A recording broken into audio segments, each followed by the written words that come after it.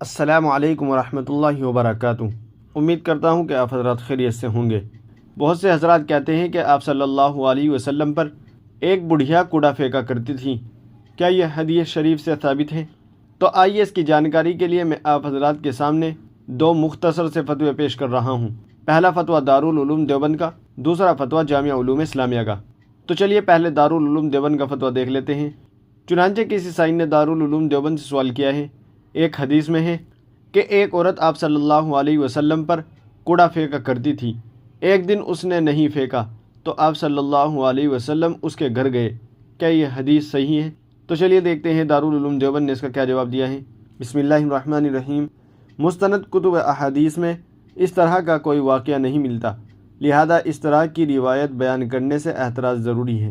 واللہ تعالی عالم۔ دارالفتہ دارالعلوم دیوبند۔ تو چلیے اب جامعہ علوم اسلامیہ کا فتویٰ بھی دیکھ لیتے ہیں۔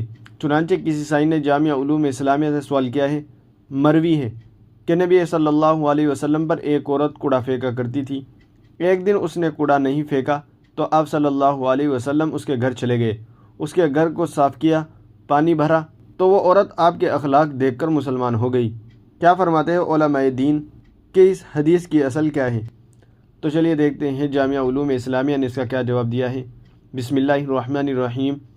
واضح رہے کہ رسول اکرم صلی اللہ علیہ وسلم کی مبارک ذات سے منسوب کسی بھی واقعے کے درست ہونے کے لیے مستند کتب احادیث میں منقول ہونا ضروری ہے۔ پس جو واقعہ مستند کتب احادیث میں منقول نہ ہو وہ شرعاً بے اصل ہے اور اسے رسول اکرم صلی اللہ علیہ وسلم کی طرف منسوب کر کے بیان کرنا شرعاً جائز نہیں ہے۔ صورت مسئلہ میں جو واقعہ تعلیمی نصاب کی کتب میں منقول ہے وہ بے اصل قصہ ہے۔ مستند کتب احادیث میں ایسا کوئی واقعہ نہیں ملتا، لہذا رسول اکرم صلی اللہ علیہ وسلم کے اخلاق کریمہ بیان کرنے کے لیے ایسے من گھڑت واقعات کا سہارا لینے کی ضرورت نہیں ہے، اور مذکورہ قصے کی نسبت رسول اکرم صلی اللہ علیہ وسلم کی طرف کرنا بھی جائز نہیں۔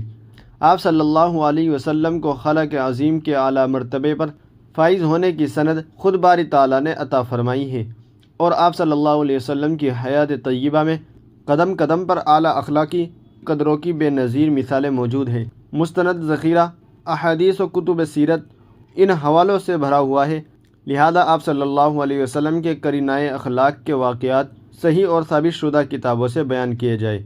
فقط واللہ عالم۔ دارالفتہ جامعہ علوم اسلامی، علامہ محمد یوسف بن نوری، ٹاؤن۔ ناظرین، امید ہے کہ مسئلہ آپ کی سمجھ میں آ گیا ہوگا۔ ویڈیو کو زیادہ سے زیادہ شیئر کر دیجیے گا اور ہمارے چینل کو سبسکرائب بھی کر دیجیے گا۔ تو چلیے پھر ملتے ہیں کسی دوسری ویڈیو میں۔ السلام علیکم ورحمۃ اللہ وبرکاتہ۔